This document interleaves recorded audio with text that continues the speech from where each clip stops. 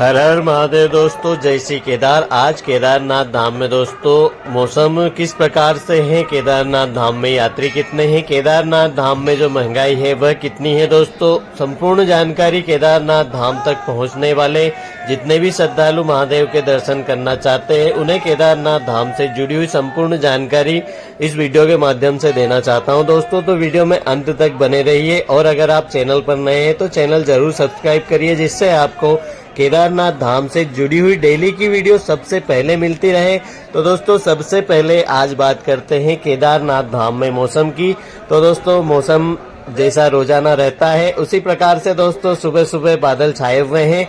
और दोस्तों कल केदारनाथ धाम में सुबह बादल छाए थे, उसके बाद में धूप निकली थी और केदारनाथ धाम में दोस्तों बहुत ही तगड़ी धूप निकली हुई थी। कल जितने भी केदारनाथ धाम में यात्री आए थे सभी ने जैकेट्स वगैरह निकाल रखे थे और केदारनाथ धाम में कल ठंड जब धूप निकली थी उस समय पर बहुत ही कम हो गई थी। उसके बाद में दोस्तों शाम को 4 बजे के लगभग फिर से बादल छाए और हल्की फुल्की बारिश भी हुई थी दोस्तों कल। और आज की बात करें तो दोस्तों आज केदारनाथ धाम में अभी फिलहाल फॉग लगा हुआ है और जैसे ही सूर्योदय होता है कोहरा छट जाता है, उसके बाद में दोस्तों केदारनाथ धाम में फिर से धूप निकलती है। और अभी दोस्तों केदारनाथ धाम में जितने भी श्रद्धालु जितने भी यात्री महादेव के दर्शनों के लिए आ रहे हैं सभी के लिए जो मौसम है दोस्तों बहुत ही अच्छा और बहुत ही साफ मौसम बना हुआ है। तो ऐसे में अगर आप केदारनाथ धाम में आना चाहते हैं तो फिलहाल दोस्तों केदारनाथ धाम का मौसम यात्रा के हिसाब से बहुत ही अच्छा और बहुत ही सुकून देने वाला मौसम है दोस्तों। मगर आने वाले दिनों में स्नोफॉल होने की संभावना है। तो अगर आप आने वाले दिनों में केदारनाथ धाम की यात्रा करना चाहते हैं तो यहाँ पे आपको ठंड बहुत ही ज़्यादा पड़ने वाली है, बस आप उस चीज़ का ध्यान रखिए। बाकी दोस्तों केदारनाथ धाम में अगर बात करें मौसम की तो मौसम की तरफ से तो आनंद ही आनंद है केदारनाथ धाम में और बहुत ही अच्छे प्रकार से यात्रा चल रही है। और दोस्तों अब बात करते हैं केदारनाथ धाम में यात्रियों की संख्या की। तो दोस्तों केदारनाथ धाम में यात्री अभी 10,000 का जो आंकड़ा होता है उसे पार कर गए हैं और यात्रियों की संख्या दोस्तों लगातार बढ़ रही है केदारनाथ धाम में। तो अगर आप केदारनाथ धाम में आना चाहते हैं दोस्तों आने वाले दिनों में यह संख्या और भी ज़्यादा बढ़ेगी।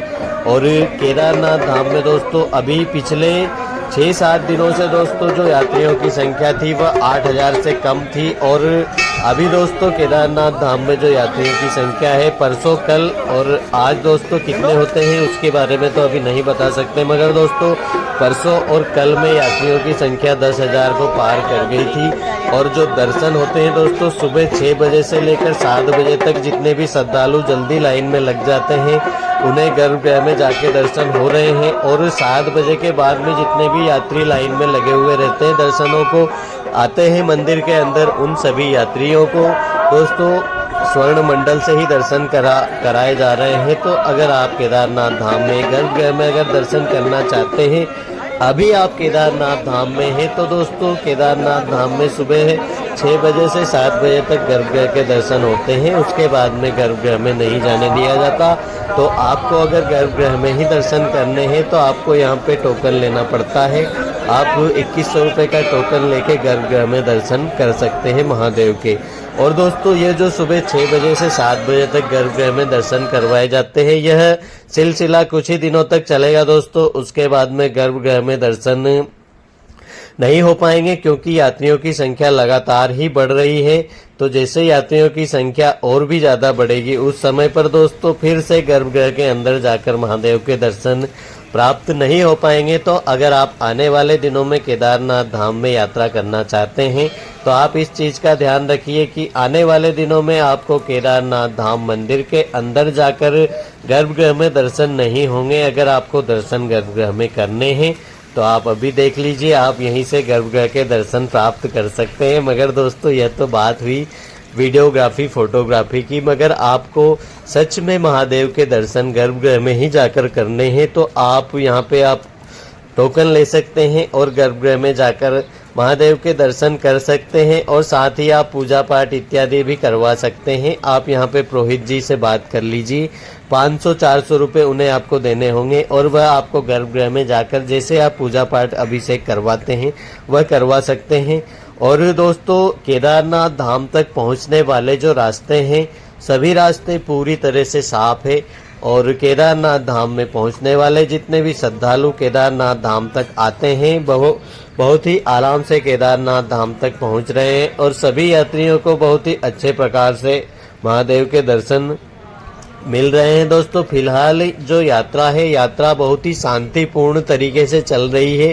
केदारनाथ धाम में अभी किसी प्रकार की कोई ज़्यादा हो हलचल नहीं है। दोस्तों आप केदारनाथ धाम में अगर आते हैं तो पूरे शांतिपूर्ण तरीके से ही केदारनाथ धाम में आकर दर्शन कर पाएंगे।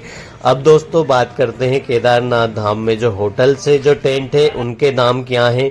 तो दोस्तों अभी केदारनाथ धाम में अगर आप डॉर्मेट्री किसी होटल में लेते हैं एक व्यक्ति के अगर आप एक बेड लेते हैं तो उसमें आपको पर हेड के हिसाब से दोस्तों 1000 रुपये का चार्ज लग रहा है, जो कि जुलाई और अगस्त के महीने में यह जो चार्ज था दोस्तों 100 रुपये था, मगर अभी 10 गुना बढ़ गया है।